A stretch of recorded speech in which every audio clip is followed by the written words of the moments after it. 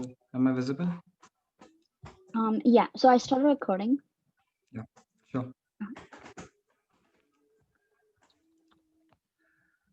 Okay. So thank you everyone for joining and thank you for inviting me in this great event.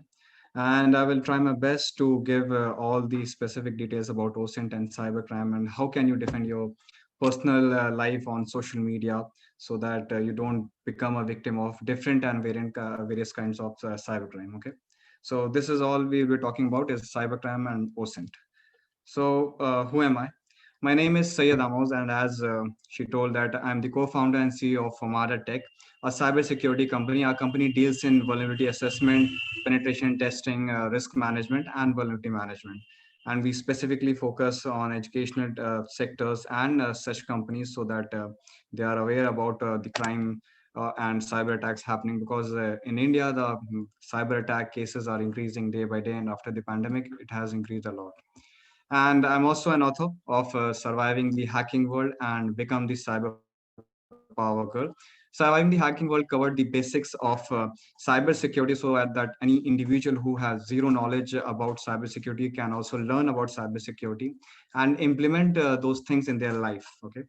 And in the Become the Cyber World, I become the cyber power girl. I talked about the cyber crime happening around us, and specifically the girls are being targeted with such crimes, and how can they defend with by using the OSINT tools. Okay, and I've also helped many educational organization uh, and helping them preventing all the cyber attacks happening around and also finding few vulnerabilities in the internet and network website app and such digital assets. I also worked as a freelance penetration tester for past few 4 years. I've helped payment agencies, payment companies to secure their websites and app. So today's index will be like we will be talking about top cyber crimes and what is OSINT, that what exactly is OSINT we are discussing about, and OSINT process, how to do OSINT, and goal of what is the goal of OSINT, resources for OSINT. Then we'll be talking about something interesting, which is the case study of Malaysian Airlines flight MH17. And then we will be talking about information gathering, analysis, and some confidential data of government which can be found online, and what are the preventive measures. And then we'll be talking about the career as a digital forensics investigator. Before starting, I would like to tell one thing. Like, imagine someone messages you online or on your social media platform like Facebook, Instagram, and he tells you like who you are, where you live, and what is your best friend's name, what is your girlfriend's name, what is your boyfriend's name, what is your friend, mother, father, and where do you live, and every such things. And maybe this feels like a nightmare because if someone knows more than about you, then obviously you'll be stunned that how is that possible.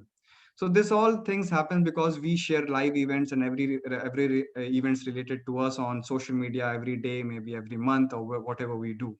So we'll be talking how these cyber crimes can affect our life and how to defend these things with OSINT tools and such things. Okay. Now, top cyber crimes. The first is fake ID impersonation. Now, fake ID impersonation is one of the most famous cyber crime around us, and also it has increased during the pandemics because people are so free doing anything and they just want to defame people. And 9 of 10 people are like victim of fake ID impersonation. Most of the people just can't do anything or don't do anything because they don't even know that fake ID or impersonation is a crime even. Okay, so when you are dealing with fake ID, people simply use your identity to tell people something else which you have never said or try to defame you on social media. So this is only fake ID, people using your images as some social media account.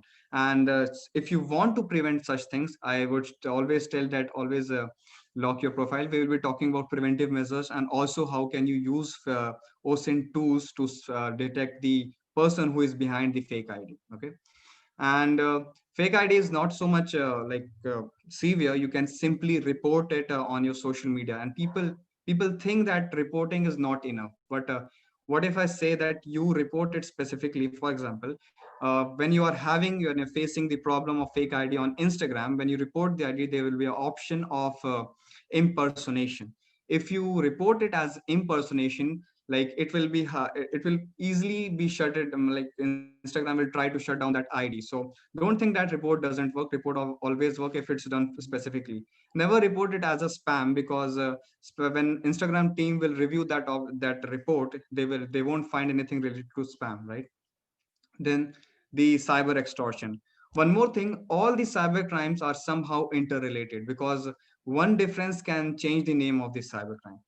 Now, cyber extortion. Cyber extortion is more like a blackmail, because in this, what hackers do is they just store some sensitive data of some victim and just try to gain something in return. I will give you a better example. You must have seen Mr. Robot. And one more thing, cyber extortion can also change into ransomware anytime, because it depends on how the cyber extortion is being taken place, right? So in Mr. Robot, there was an episode where the evil cop, that company in Mr. Robot, was hacked and affected by the ransomware. And in that, when it was affected by the ransomware, there was a note by the hackers which said that the company should deliver that particular amount, like 1 million or 5 million, into a particular park. So when they will receive the money, they will give away all their files and they can easily access that back. So the company did exactly the same in that movie, in that web series. They delivered the money to that park, but then after that, a hacker didn't do anything, and he didn't like get gave back anything. So exactly the same thing happened in 2007. In 2007, Nokia faced the same issue. The source code of Nokia's operating system was hacked by a hacker, and he tried to blackmail the Nokia company, and they asked for some particular money in some particular parking lot. They just asked to deliver that money to a parking lot. And when Nokia people just delivered the money, the hacker escaped, and even then also he didn't give anything. So cyber extortion can also affect you financially and also your reputation. So extortion should every time like taken seriously, should be taken seriously. And you should always talk to your country's cyber cell or your city's cyber cell when you are facing things like cyber extortion. Okay, and we'll be talking about few tools also where you can defend yourself, and you can even trace the criminal by yourself with OSINT tools. Now, picture morphing. Picture morphing is being advanced day by day, and during the pandemic also this increased a lot. Picture morphing is simply replacing someone's picture with someone else's face. And you must have heard about deep fakes. Deep fakes are really advanced technology of AI, through which the when the picture is morphed, they look really original, and you can't even detect that that's fake. So that's picture morphing, when someone try to defame you by changing some images of any particular person, then it is known as picture morphing. This thing should also be reported into cyber cell, not just reported on social media, because this can like you can lose a lot of reputation through picture morphing also. Cyber defamation. uh, I think cyber defamation is one of the most severe cases around, if we are talking about cyber crime, because in cyber defamation, someone tried to make fake allegations against the victim. And when there are fake allegations, it's hard to prove that that allegation is wrong.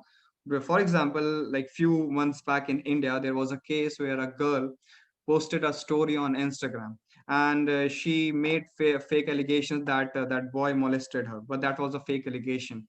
And after few weeks, that boy committed suicide.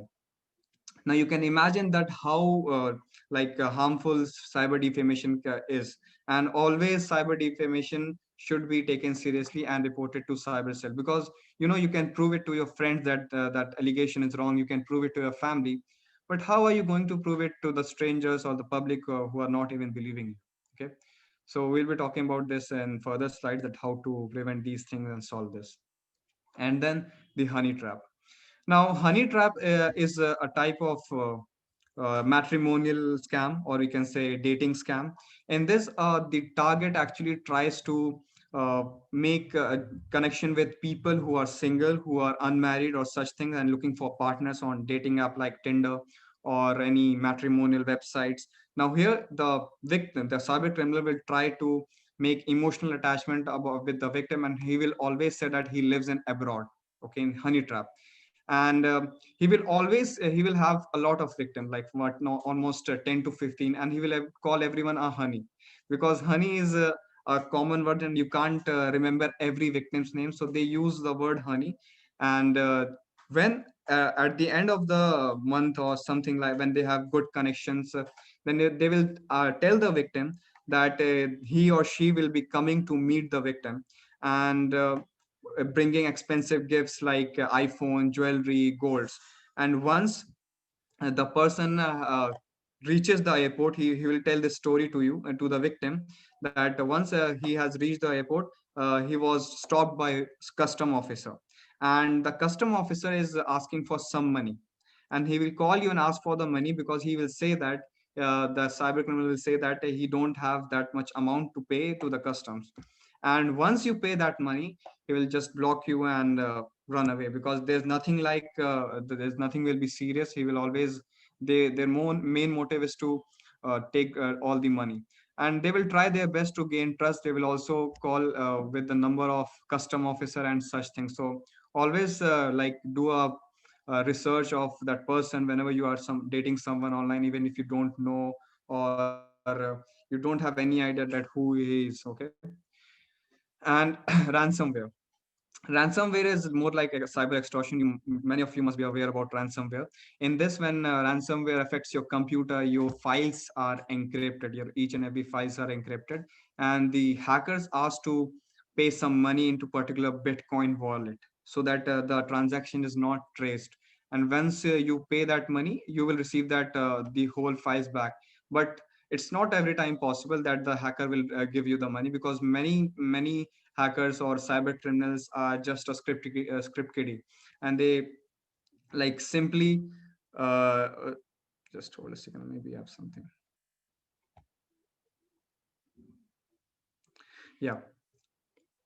So when we are talking about script kiddies, they just use different types of scripts of ransomware, and they don't even know that how to decrypt files or encrypt files.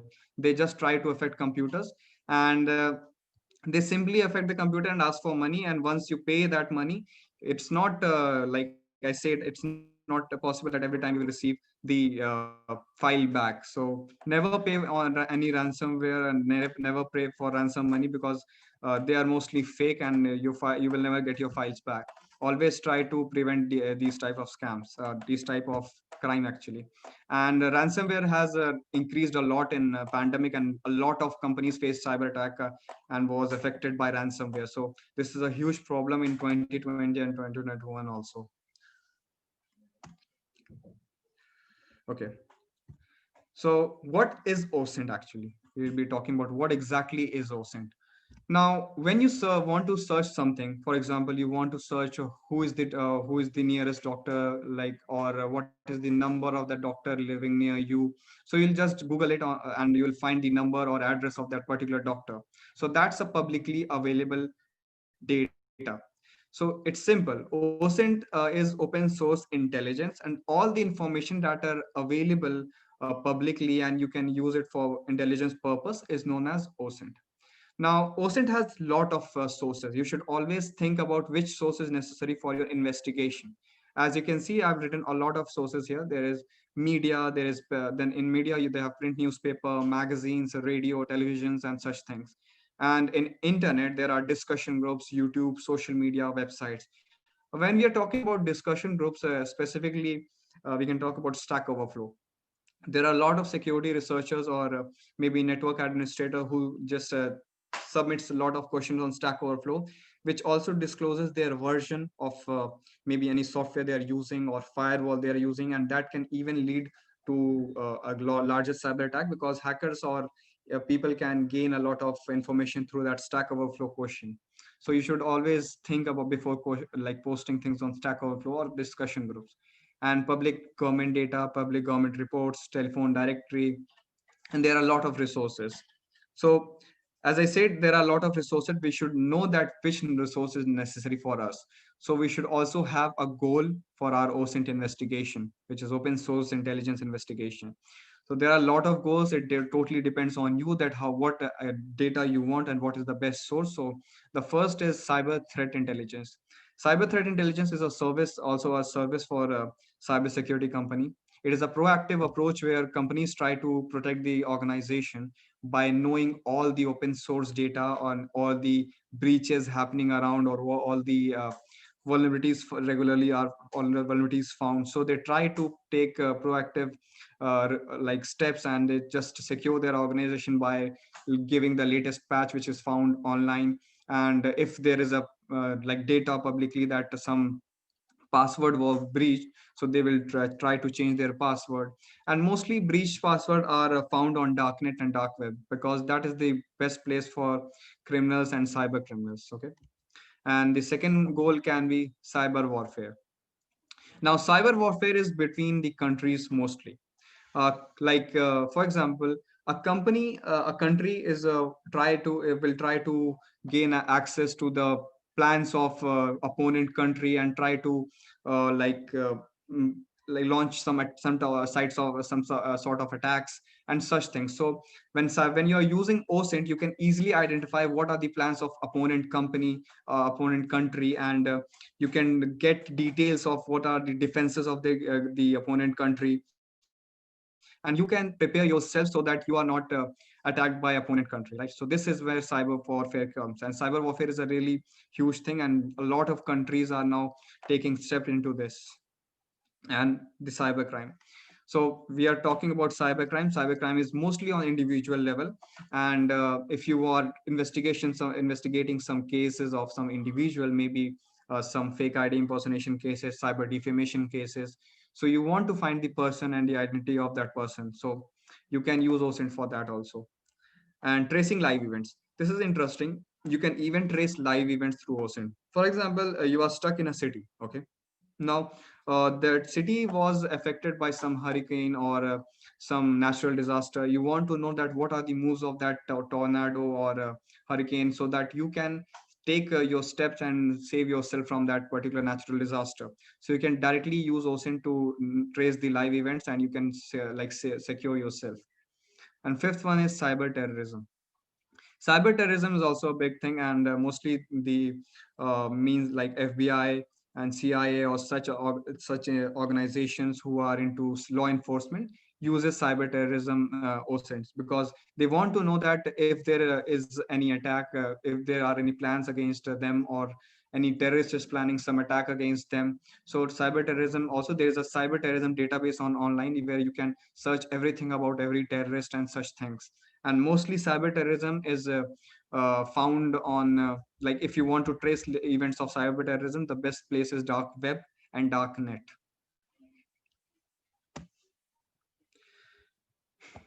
Yeah.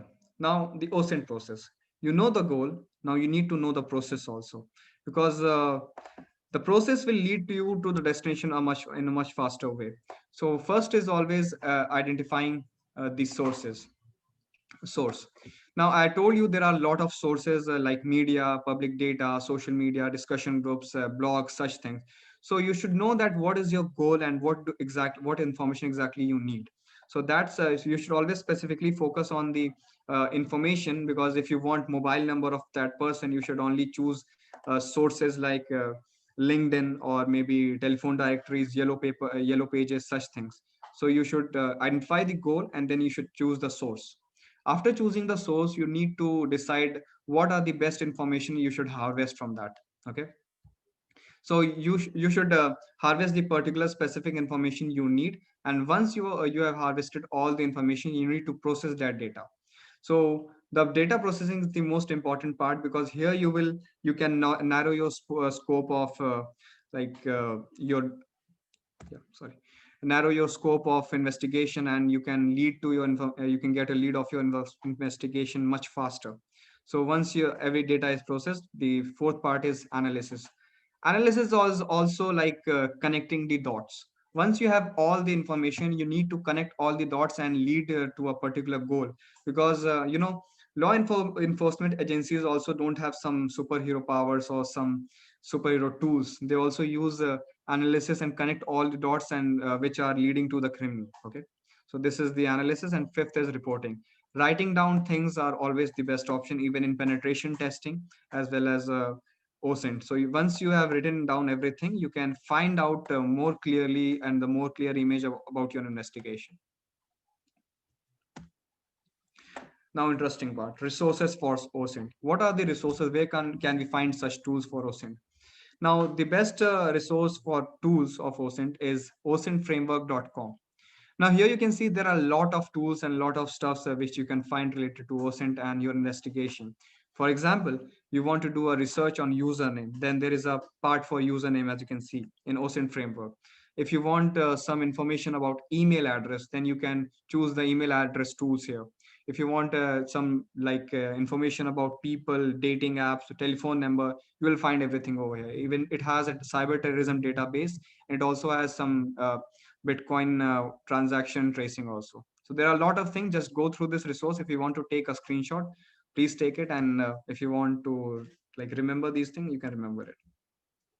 And the second part is start.me. Start.me is best for learning and also following influencers in OSINT. Now, it contains every username and every resource which you can use to learn OSINT and cybercrime investigation and such thing there. And this website takes you more than Google. This website gives a lot more information than Google. It has everything dedicated to particular goals and investigation like threat intelligence, cybercrime, and such things. You should just go through these websites and you can know more about this. Now, the most important thing and a really interesting thing, which is case study of Malaysian Airlines flight MH17. Um, if you will recall 2014, there was a time when a Malaysian airline went missing, and then it was found that it was crashed near Ukrainian border. Okay, so people never, it was hard to found that what exactly happened to that plane. You can see the image that what exactly, like how bad that crash was, that none of the part were remaining, right? Almost nothing was remaining, and believe me, none nobody survived in that crash. That's you can imagine that how bad that crash was. So none of the people survived in that crash. But at that time, few separatists from Russia claimed that the Ukraine, uh, flight was shot down by the Russian government and the missiles of the Russian government. But the country told that it was an act of terrorism. The prime minister, the president told that it was an act of terrorism. But after a lot of investigation, there was a group known as Bellingcat. Bellingcat used OSINT to expose that all the Russian claims were false.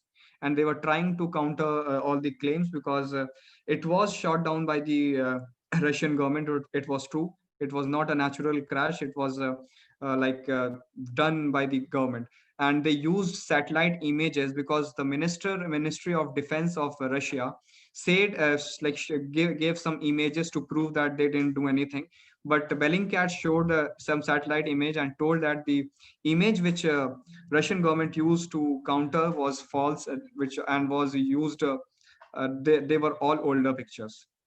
So you can imagine that how strong OSINT can be, and it totally depends on your mindset that how far you can take your OSINT. Okay. Now, the most important part and interesting part, information gathering. Now, imagine we have talked about fake ID, impersonation, and such stuffs. Now, imagine you have faced some problem like fake ID. Okay. Now, you need to solve such issues. You are thinking about that. How can we solve these things? So, the best tool for that is social searcher. Here you can even use hashtag searches. You can find things about a particular hashtag. You can find people things about user. You can find things about trends. So, for example, you are facing things like fake ID. You are facing things like honey trap, or you are dating someone online. You don't know you are being friend with someone. So you should always have a background check that if that person is available on other social media platforms or not. So social searcher is the best tool for that. You can use this. Now, Social Blade. Social Blade is an interesting tool for YouTube and for blogs and such stuff. Here you can know that what is the amount of traffic a person's social media is getting. Because obviously if there is a person online, he will get a good amount of traffic, like at least 200 300 people visiting their profile at least. So this platform gives each and every analytics of the social media platform, so that you can take the information and you can imagine that if that person is false or if that person is fake or not. So you can use social blade also in background checks, in honey traps, crime, such types of crime, and fake ID impersonation and such stuffs. If you want to take a screenshot, you can take it. I'll wait for a second. Amas, Yeah, will you be sharing the slides so I can send it out to yeah, everyone? yeah, sure, sure, sure. Okay, I'll that do it. sounds good. Thanks.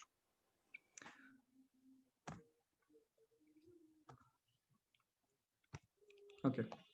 Now, information gathering. Imagine so you're talking to someone online, obviously a dating app. We are talking about a matrimonial app, something like that. Now that person sends you some images of his house or of his cars. Maybe he is trying to gain trust through that. Maybe he is trying to get something more trustful, right? He will send a lot of images to you. Now, whenever cyber criminals are using such images, they only go to Google and save that image and send it to you. That's the most easy thing they can do, and they do the same. So if you do your reverse image search, then you can find that that image is fake or not. So 10i is a good tool for that. You can simply upload your image here. If that person is sending some image, you can upload the image here and you can do a reverse search here, so that it will show you the source of that particular image. Now once you know the source, you can imagine that the person is real or not. So this is also a good tool for that. And one more tool is this Wolfram language. So this is a image identification project. This is for people. Okay. Now you have someone image, but you don't know that he's like a fake person or not. So you can simply like upload the image over here, and you can find out that that person is actually like that person exists or not, or what is the actual name of that person. Everything can be found here. Even a few people a few months back actually found a passport ID through this project. You can imagine that how strong is this project. Just they used the image and they found the passport ID of that person. So this is also a good tool for detecting fake images and people.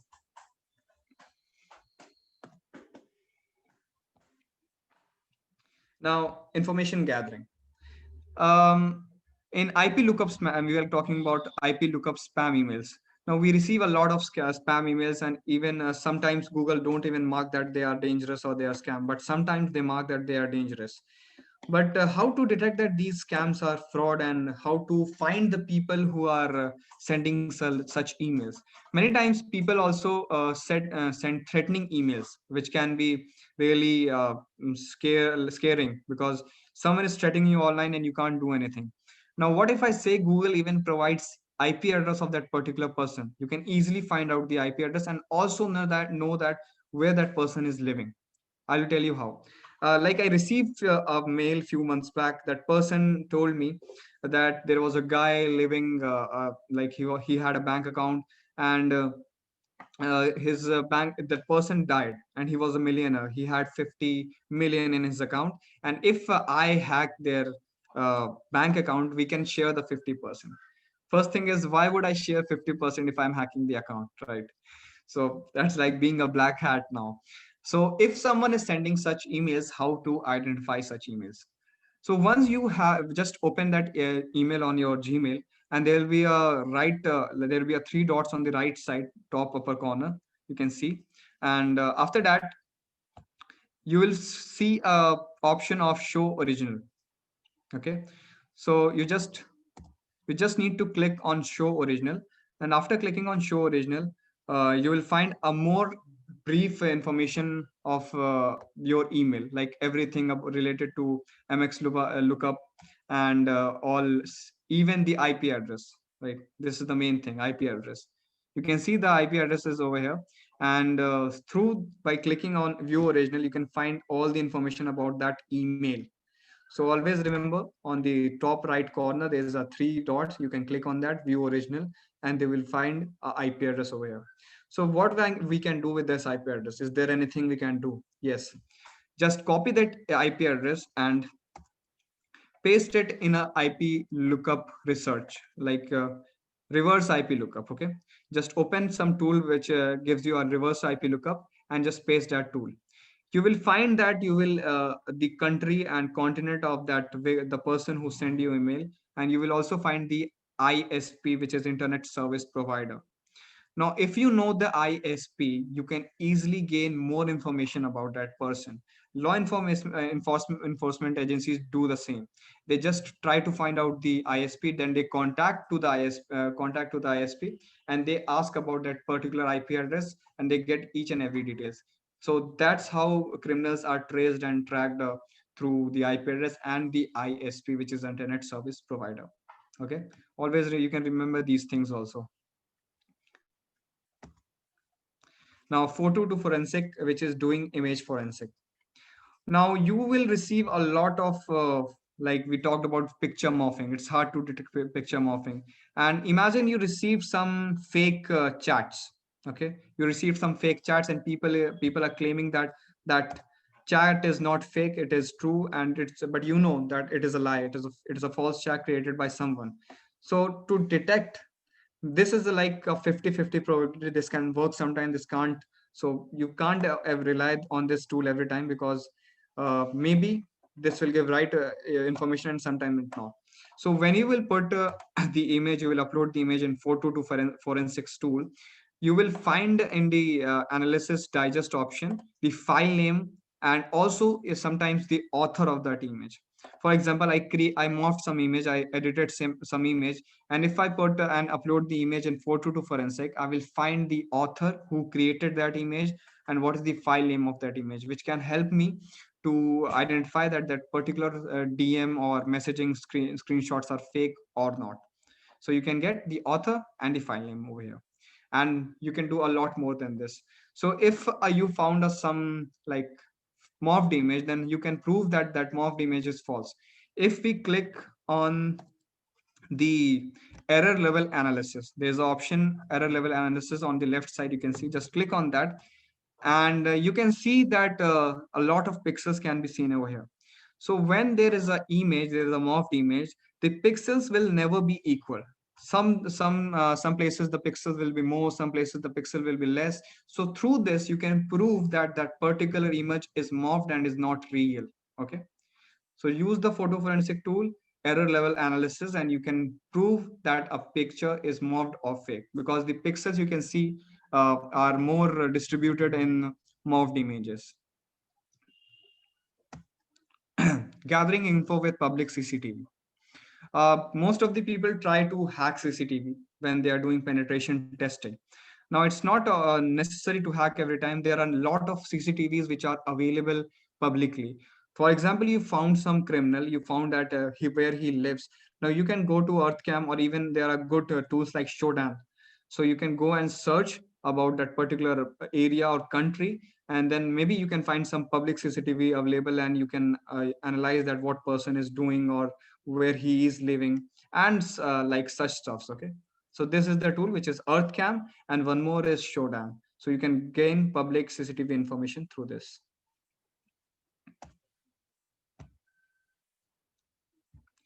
Dealing with ransomware. As I said, that when you receive a ransomware threat or when you are affected by ransomware, there is an option of Bitcoin wallet. The criminal will always suggest you to pay that the money in a Bitcoin wallet. Through ID ransomware, you can just paste that Bitcoin wallet ID over here, and you can find all his previous transactions and more in-depth details about that particular criminal. Because I told you that it's hard to trace people who are doing who are affecting the victims through ransomware. So Bitcoin wallet there is the best option to trace them. You can simply like paste the ID here, and you can find each and every transaction he had done in before, and some more information about Bitcoin, and also his identity. So one more tool for ransomware is Bitref. Now here also you can see you can just paste the Bitcoin wallet address and you can check what are the previous transactions of that person and what are the previous transaction or information of that particular person. Now this is a little like advanced and a little more interesting. Now what if I tell you that countries confidential data can easily be found on Google? Okay, we are taking an example of one government website. I'm not going to name which government is this.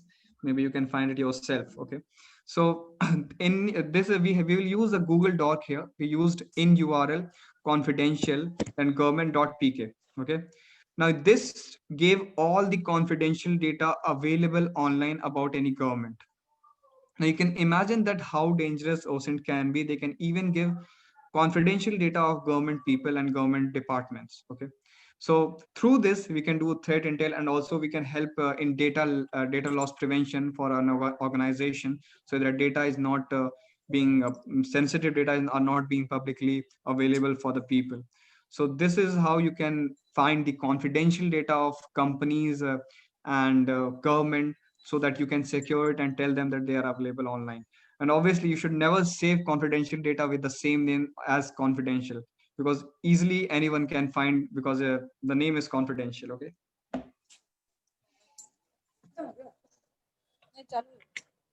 now preventive measures. We should know some preventive measures also for like if we want to save ourselves from cybercrime. So the first one is use VPN. Just for a second. Yeah, so the first one is use VPN. Now using VPN is like traveling in a highway uh, by taking a lift or taking lift in a highway, because you're taking some using someone else's car, but you are traveling yourself, right? So just like that, when you surf internet, you should always hide your IP address to be more secure, because if you are visiting some phishing website or such thing, your data or your IP address will never be exposed if you are using VPN. Okay, now the second thing is virus total for phishing links.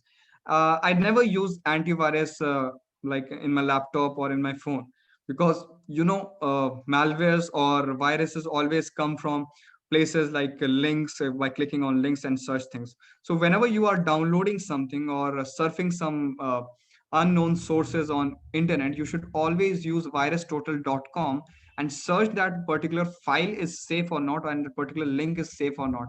So always use phishing links, sorry, virus total to detect the phishing links. Okay, always use this. And third thing is post less live events on social media, because posting live events will only make a bigger problem, because criminals can use it against you. They can blackmail you and tell you that you went here, you went there, and you will even trust that that person is stalking you or something like that. But that's not true. It is the person who shares live event. So always think before posting live events on internet, social media, and such area. Follow the zero trust model. You should never trust people online. This is the most important primary thing. Always have zero trust on people, and don't give information online or some photos if you don't know the people. We have discussed about a lot of tools, and you can even go and search more tools related to OSINT. Through that, you can do a background check of people. Lock your profile. Facebook is also giving option of locking your profile, and Instagram already have this profile, this option. So always make your you make have a private account, because this will help you only. And use two-factor authentication. Two-factor authentication is like whenever you will log in, or even if the hackers have the password of your account, he can't easily access your account, because it will have the hacker would have to also hack the two-factor authentication and OTP, because the OTP will come into your phone, and if the hacker don't have the OTP, the password is of no use. So always use two-factor authentication. Think before allowing services. Now when you download multiple apps, there are services which you need to allow. Okay, now for example, if you're downloading a calculator app, okay, Now, it's not necessary to give access to your photos. Why would a calculator app need a photo access, right? So you should always think before giving access to apps. And there are a lot of apps available on Play Store which are not safe, and even Play Store can't guess that that app has some malware or something like that. Choose the best alternative. As we can see, there is a big discussion between the about the WhatsApp privacy policy stuff. And WhatsApp had delayed the time for also it's the time delayed is 3 months now. You have the 3 months to think about this. So privacy is like in danger these days after the Facebook has taken so much things like WhatsApp, Instagram, and such stuff. Because after Cambridge Analytica scandal was busted of Facebook, it's Facebook can't be trusted, I believe. So you should always have a best alternative. Even if you are using Google, I won't suggest you to use Google. Use DuckDuckGo, or for WhatsApp, you should use Signal, Telegram. They are good options. I know there are not a lot of features on Signal, but if you are using WhatsApp, try not to share like a lot of good informations on like WhatsApp. Now, career as a digital forensic investigator. Now, there are a lot of careers in this, and there are no specific title for forensics investigator, because there are things like cyber attack, incident response, threat intel, a lot of things. They all will somehow lead to you to the OSINT and also a forensics investigator. But there are a few roles which are common in every like title, which is like analyzing computer systems and network, gathering evidence for a cyber attack if a attack has happened, and reconstructing the cyber attack, that how a particular cyber attack took place and how the organization was affected, and then gathering computer and network information, on collecting intelligence from deep web, dark web, analyzing, synthesizing actionable threat intelligence via OSINT, conducting analysis of email. As I told you that how we can find out IP address of an email, you also need to do such stuff. So if you are working as a law enforcement agent, like officer or something like that, mostly you will solve cases of investigation of cyber criminals or like hackers, such stuff. But when you're using working as a forensic investigator for a company, you will be solving cases of cyber attack and incident response. Now there are a lot of degrees you can do. There are a lot of degrees you can do, like digital forensics, and every university has different name. But the main part should be digital forensics, and threat intel and such stuff should be there in the syllabus. So you can see the degree that they provide such things like uh, forensics, digital forensics, and other stuffs for devices forensics and hard disk forensics, such stuffs. Okay, you need to see that if there is a degree available, because there's not non there are no such a specific degree name for a forensics investigation. You just need to find yourself.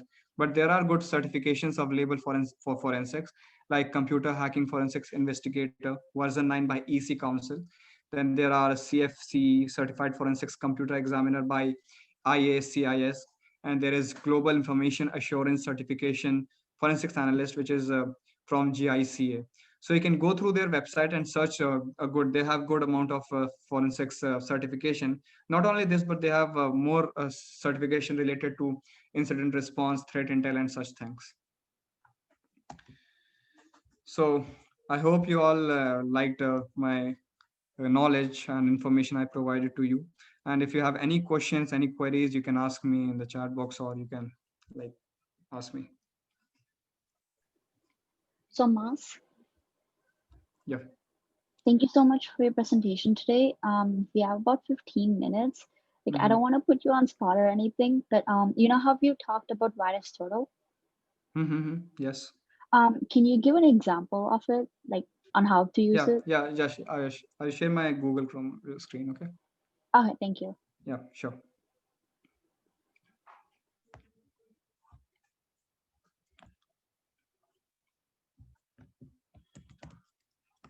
Yeah.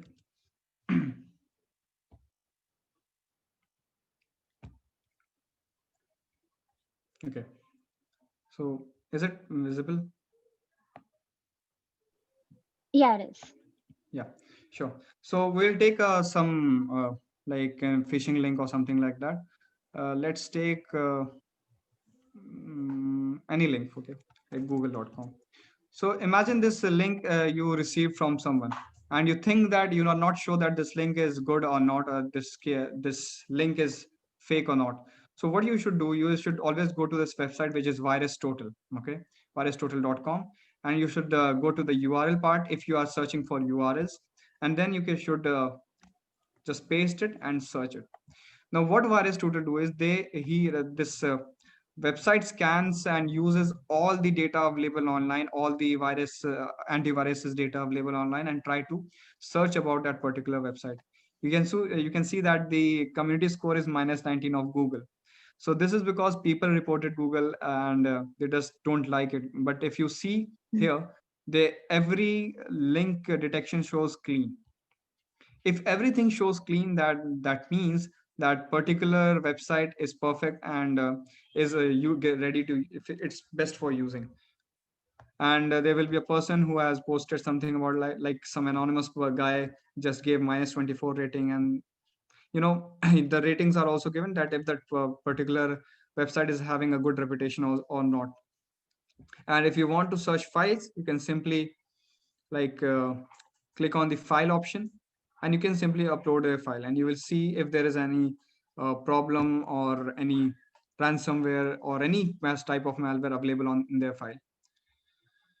Okay, so there's a question. I want to know proper tool for IP lookup spam email. Can you please name it? Okay, the tool is IP lookup.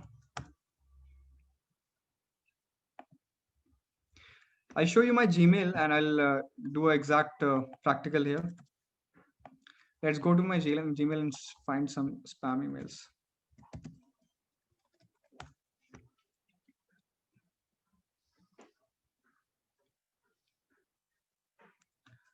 Now let's go to the spam folder.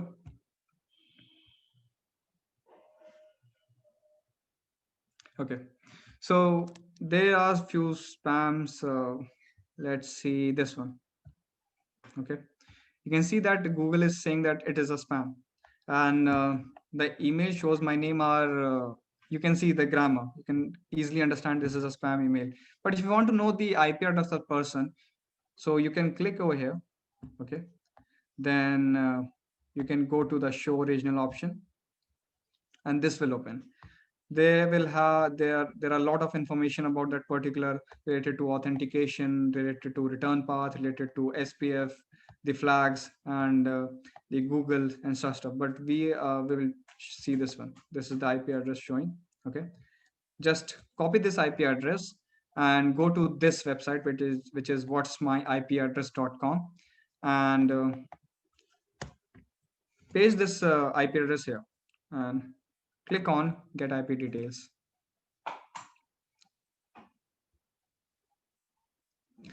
Now he's using some ISP from Google. Maybe this may be masked, but that's not the case every time.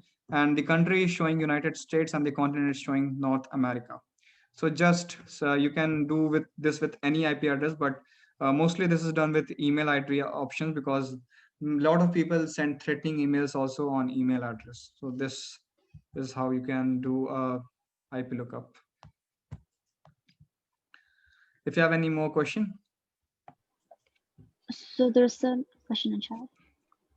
What if the sender Yeah, use VPN? yeah. So that's what I said, that VPN, or if the sender is trying to mask his IP address, there may be chances that the continent or country is showing different, but there are less chances that the ISP, the internet service provided, would be different.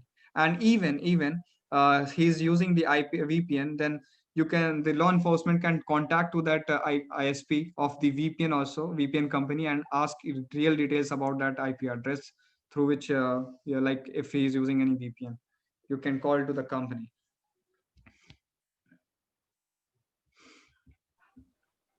Any other questions?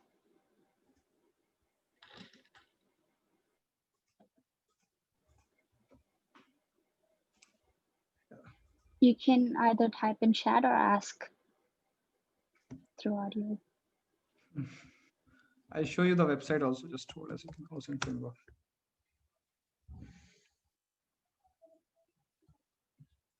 Now, you can see over here that there are a lot of tools. So imagine you want to know about terrorism. So this is the option in terrorism. You can click on this and you can find the global terrorism database. If you click, you will be redirected to the just maybe this is not working.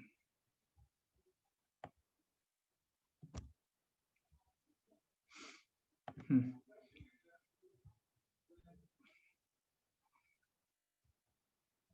So this is the place where you can find database about the terrorist and terrorism happening around the world, and many law enforcement agencies also use this for OSINT related to terrorism. There are a lot of things in this. As you can see, this was started from 1970, and even people like FBI or CIA also uses such stuff. And if you have seen, I don't know if you have seen Snowden or not, the movie of Snowden. If you have heard about Snowden, then that's absolutely great. But if you haven't heard about Snowden, he told he if you have seen the movie, it was told that Snowden was also a whistleblower where he exposed the US government, and where US government was using tools where you just need to type the name of the person and the message you want to receive, and then that tool will give each and every information about that particular person. And when I'm talking about the person, it means you can see his WhatsApp chat, you can access his camera, you can access his like laptop and everything in his personal life. So CIA had that tool. Then you can see that you can easily tell that your privacy is not safe online when there are so many big organized government organization working on these places. What made you interested in this cybersecurity in the first place? How did you decide to start your company? Okay, so this is an interesting story actually. This everything started when I was everything started few years back, and I hacked my school actually. When I was in my school, I hacked my school for the first time, and I didn't have that permission of the school, but I hacked that, and I was that was more like a black hat stuff. So I used some vulnerabilities. I found some vulnerabilities on their website, like SQL injection and stuff. And I just went to them and told them there were some issues, and I also hacked your website, and I found your sensitive data on your website, and even I hacked their network. But I at last reported to them, and I found that this thing was interesting because I've somehow learned it from Google at that time. But I found that that was interesting, and then school was my first client as that. Then we started to expand, and we targeted. Now we are even having our client base in Middle East, like Dubai, Kuwait, and such countries. And we are mostly targeting educational organization, because educational organization have different type of databases of student teachers online. So this is how I started hacking my school first, and then securing them. And also once I helped a law enforcement agency uh, for refunding some victim money of a victim who was scammed online, because the India is a center for scammers. There's a place, Jamtara in India, where the scammers are really professional, and they call like 1,000 to 2,000 people every day, and they use different SIM cards. So this is how all it started. So thank you so much, Amas. Yeah, So thanks for sharing a lot of tools and advices.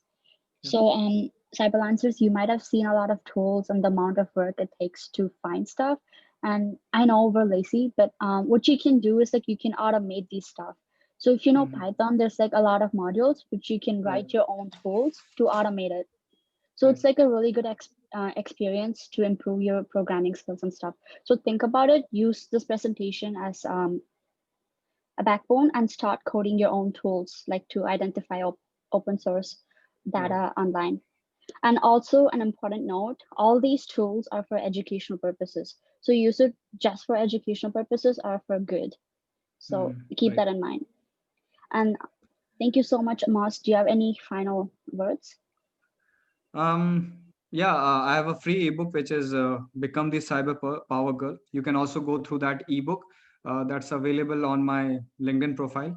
You can check there, or I will also send it to you. You can share it to them. And that book contains everything about cybercrime and also about OSINT tools. That how can you use your OSINT tools practically, and always be safe and use like before choosing anything or any website or any social media or talking to people, think twice or thrice before engaging with anyone online. Yeah, that's all. Thank you. So Maz, we have a few minutes left. Can you show us the ebook quick? So Yeah, sure, sure. I'll do it. thank you.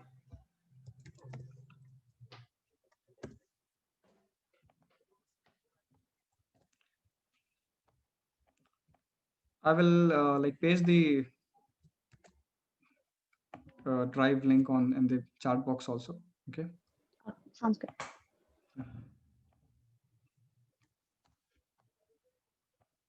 So yeah, this is my book, and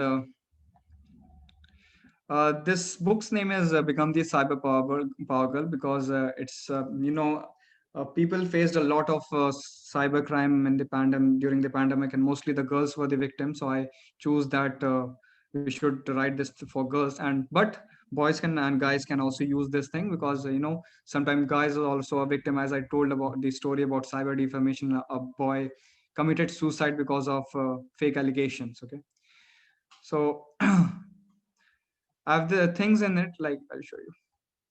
The index here is crime against women in India. Specifically, it focuses on India, but these crimes are happening all around the world. But and I will show you the main option. Yeah. So this book starts here, where we talk about crime against women in India, and then I've talked about a lot of tools, which is loading superpowers, because here superpowers are a tool only. I've used a lot of open source intelligence tool. If you want to gather information about the person who is harassing you online, you can use these tools. And when you want to know that if some image is fake or not, you can use these tools. You can also use a Google Lens if you have it on your phone. Google Lens is also a good option for doing the reverse image search. So you can use Google Lens also. And in the third option, we have malicious files verification. If you get some malicious files, then you can use virus total, as I already showed you, and you can use ID ransomware malwarehunterteam.com. If you want to verify that a image is morphed or not, is if it's fake or not, you can verify it through 422 forensics, exif tools, image mobs. If you want to track the IP address, you can use ip2location.com and utrace.de and ipaddress.my. On again verifying the phishing link, you can use these tools. And in the further thing, I've told about the like helpline number available in India. This is basically for India. But if you just type it on Google that what are the available helpline numbers for cybercrime in your particular country, you'll find all the numbers and websites for that. And I've discussed the same crimes, but I've also told these consequences and what are the solutions you can do and what are the tools you can use for that. Same here. Okay. As I said about also reporting specifically. So when you report it on Facebook, you find some option like fake account. When you're facing things like fake account, you can use fake account option while reporting. And also I've told strict precautions here. So I would just tell you that I've also pasted the link, drive link. You can just go through that and through this ebook, and it will take a 30 minutes read or less, because it's not a really like big ebook. And there are a lot of laws applicable and some social media policies which you can go through if you want to know that particular crime is a cyber crime or not. Okay.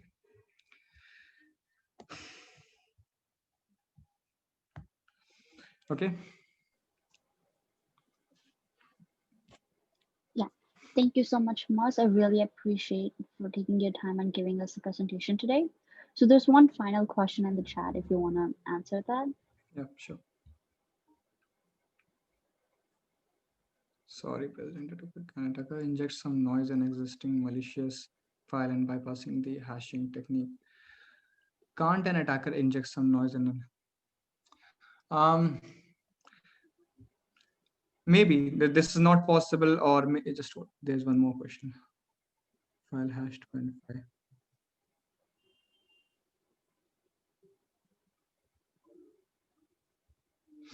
Yeah, it depends. If the hashes are available online, like for example, you download some tools online, so there are always some hashes. You gave me a good point about this.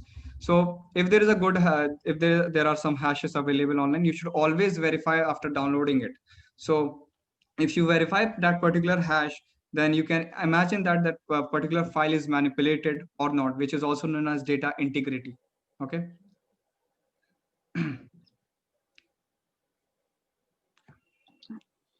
Thank you, Amas, and thank you for your presentation. It was really good. It was really informative, and Yeah. I will post the recording on YouTube, and then Mhm. I'll share all the resources that you sent me to our Yeah. Cyberlancers. So thank you Sure. so much for joining us today, and thank you, Cyberlancers, for attending this event. Have a Thank great you. weekend and have a great night, Syed Amoz. Thank you.